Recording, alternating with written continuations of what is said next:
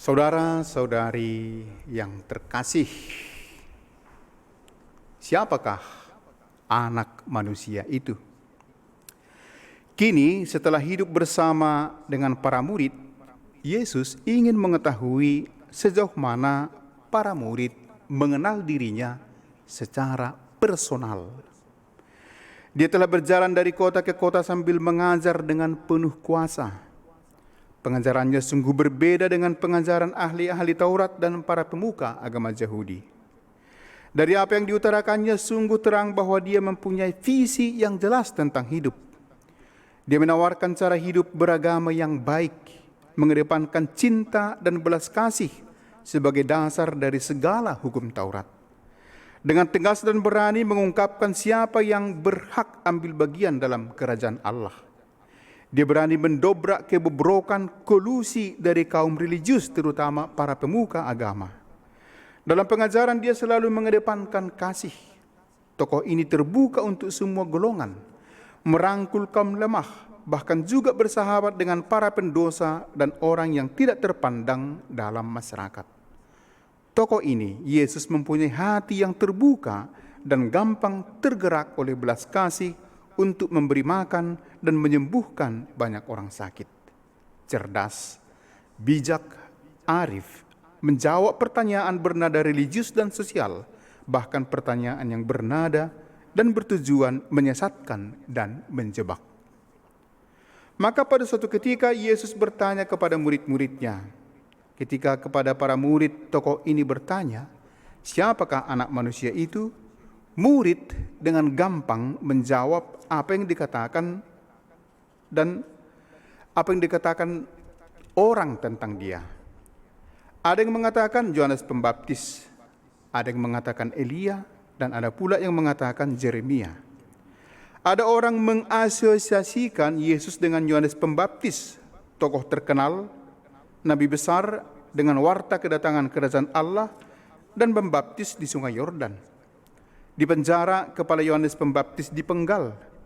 Yesus disejajarkan dengan tokoh ini. Ada juga yang menyejajarkan Yesus dengan Elia. Elia itu seorang nabi besar yang diceritakan telah naik ke langit dan tentunya akan kembali diutus Allah mendatangi umat pada saat-saat mereka membutuhkan dampingan dan arahan. Tokoh ini pernah mendatangkan api dari langit guna membakar persembahan untuk Allah yang benar dan mempermalukan dewa Baal untuk meyakinkan bangsa Israel akan kebesaran Allah yang telah menghantar bangsa Israel dari perbudakan Mesir menuju tanah terjanji. Yesus juga disejajarkan dengan Nabi Yeremia yang terkenal tak jemu-jemunya memperingatkan umat dan para pemimpin agar tetap setia kepada Allah di tengah penderitaan dan mengajarkan kerohanian yang sejati dan bukan praktek luar-luar saja. Saudara-saudari yang terkasih, ketika pertanyaan ini dilontarkan kepada para murid, tetapi kalian, apa katamu tentang aku?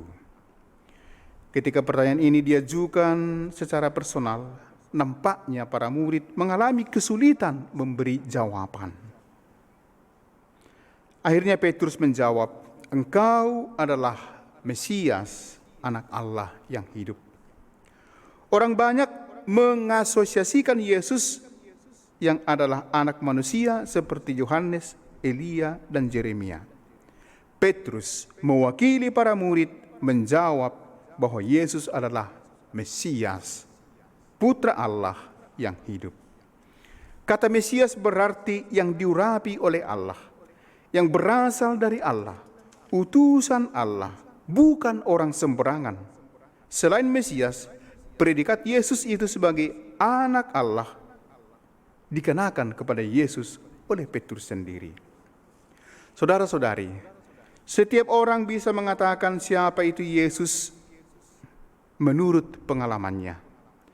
Penginjil Yohanes mengalami Yesus sebagai anak Allah yang turun ke dunia, menjadi sama dengan manusia, merendahkan diri, taat kepada Bapa, dan mati disalib untuk menebus dosa manusia dan kembali ke surga untuk menyediakan tempat bagi manusia. Inilah permenungan Penginjil Yohanes tentang siapa itu Yesus.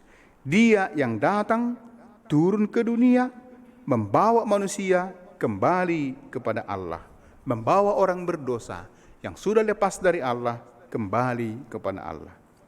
Penginjil Markus mengenal dan mengalami Yesus itu sebagai Mesias Putra Allah yang hidup. Dia berjalan dari Galilea menuju Yerusalem sambil mewartakan kerajaan Allah. Demikian setiap pengarang Injil menuliskan pengalaman perjumpaan dan pengenalannya tentang siapa itu Yesus. Demikian juga Paulus dalam tulisan-tulisannya mengutarakan pengalaman pribadinya mengenai siapa itu Yesus. Yesus untuk Paulus adalah pribadi yang rela menderita bahkan mati di kayu salib untuk menebus dosa manusia. Pengenalan dan pengalaman perjumpaan dengan Yesus itu mengubah cara pandang, sikap, perilaku, dan opsi seseorang dalam hidup ini. Untuk inilah Yesus ingin muridnya mengenalnya secara personal. Saudara-saudari, adalah baik jika kita juga mengenal Yesus dari pengalaman orang lain, seperti pengalaman para pengarang Injil, pengalaman para murid, pengalaman para kudus, pengalaman dan refleksi para teolog. Tetapi itu semua hanya membantu kita untuk mengenal Yesus. Pengenalan yang paling penting adalah pengalaman pribadi yang personal dengan perjumpaan dengan Yesus. Siapa Yesus menurut kamu? Menurut Anda? Menurut saya? Menurut yang kita kenal, yang kita alami. Pengenalan dan pengalaman itu akan sangat memengaruhi cara pikir, sikap, perilaku kita, baik berhadapan dengan Allah, berhadapan dengan sesama, alam semesta, dan diri kita sendiri. Sekarang Anda bisa bertanya kepada saya, menurut Monsinyur, siapa Yesus untukmu? Saya pernah menuliskan dalam sebuah lagu tentang siapa Yesus menurut saya. Lagu itu mungkin kamu kenal. Di akhir lagu itu, dengan tegas saya mengutarakan bahwa Yesus adalah juru selamatku. Judul lagu itu, engkaulah jawabnya. Dalam kehidupan ini banyak pertanyaan yang jawabannya ada pada Yesus. Dia adalah tempat mengadu terakhir ketika saya tidak sanggup menghadapi banyak persoalan hidup. Tempat menumpahkan perasaan karena hatinya seluas samudra yang menampung segala tumpahan hati. Dalam semua persoalan hidup, susah, sakit, sepi, dikhianati, maka Yesus adalah tempat terakhir mendapatkan jawaban atas semua persoalan itu. Dia adalah juru selamat. Ketika saya sakit dan mengalami sesak napas yang mendalam, saya bel untuk memanggil perawat, tidak ada yang muncul. Saya berteriak, tidak ada yang datang. Akhirnya saya mengadu kepada Yesus. Dan saya merasakan dia datang dan duduk di samping saya. Dialah juru selamat yang meneguhkan dan menguatkan saya. Saudara-saudara terkasih, atas pengakuan Petrus yang mengatakan engkaulah Mesias Putra Allah yang hidup, Yesus memuji dia sebagai yang berbahagia.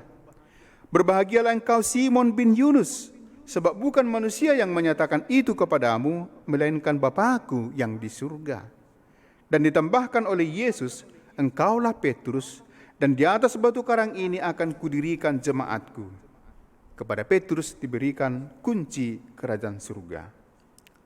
Saudara-saudari, Petrus digambarkan sebagai batu karang.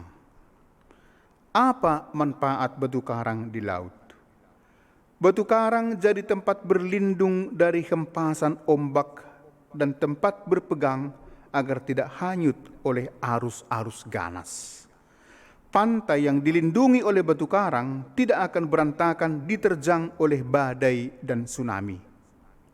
Dengan menyebut Petrus sebagai batu karang, Yunaninya Petra, ditandaskan bahwa ia bertugas melindungi umat yang dibangun Yesus dari mara bahaya yang selalu menghujam. Demikianlah Petrus harus menjadi batu yang tidak tergoyangkan untuk menjaga agar pengaruh jahat tidak masuk dalam kerajaan surga. Agar kerajaan pengaruh jahat tidak masuk ke dalam gereja. Dalam permenungan saya pernah muncul inspirasi berikut ini. Petrus diperintahkan oleh Yesus untuk meninggalkan pintu kerajaan surga. Kita mengenal Petrus itu menjaga pintu kerajaan surga, menyeleksi orang siapa masuk ke surga dan siapa tidak masuk surga. Dan dia diperintahkan Allah untuk meninggalkan pintu kerajaan surga, diminta untuk menjaga pintu kerajaan maut dan neraka. Mengapa? Orang dulu membayangkan jalan ke alam maut sebagai lubang yang sangat besar. Kerajaan maut itu seperti Seol, lubang yang sangat besar menuju kegelapan. Seperti liang lahat yang besar. Semua orang mati pasti akan ke sana dan tak ada jalan kembali. Begitulah dibayangkan neraka itu. Satu-satunya cara untuk mencegah orang agar tidak tersedot ke dalamnya ialah dengan menyumbatnya dengan batu besar yang tidak bakal tertelan dan tak tergoyahkan. Supaya manusia, orang tidak masuk ke dalam lubang besar itu harus ditutup dengan batu besar. Petruslah pribadi yang digambarkan sebagai batu besar yang takkan tertelan dan dikuasai oleh maut. Dia akan menghampas, dia akan menghalangi orang-orang masuk ke dalam kerajaan maut. Dia sebagai batu menutup lubang itu supaya manusia tidak masuk ke dalam kerajaan maut. Itulah pribadi Petrus menurut imajinasi saya. Saya berimajinasi bahwa di pintu kerajaan surga nampaknya lengang. Semua orang bisa masuk kerajaan surga. Tetapi sering terjadi bahwa manusia memilih bukan kerajaan surga, tetapi kerajaan maut. Dan disitulah Yesus menempatkan Petrus, menghalangi manusia supaya jangan masuk ke dalam kerajaan neraka dan kerajaan maut. Dia adalah batu karang yang menghempang manusia masuk ke dalam kerajaan maut, supaya manusia masuk ke dalam kerajaan surga. Untuk ini Petrus ditempatkan di pintu kerajaan maut, menghalangi manusia tersedot ke dalam maut. Saudara-saudari yang terkasih, siapakah aku menurut Anda?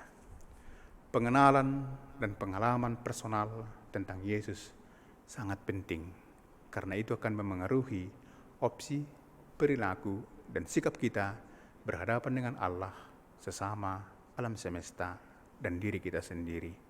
Marilah lewat membaca kitab suci, lewat permenungan, lewat meditasi, semakin mengenal siapa itu Yesus, yang adalah Mesias, Putra Allah yang hidup.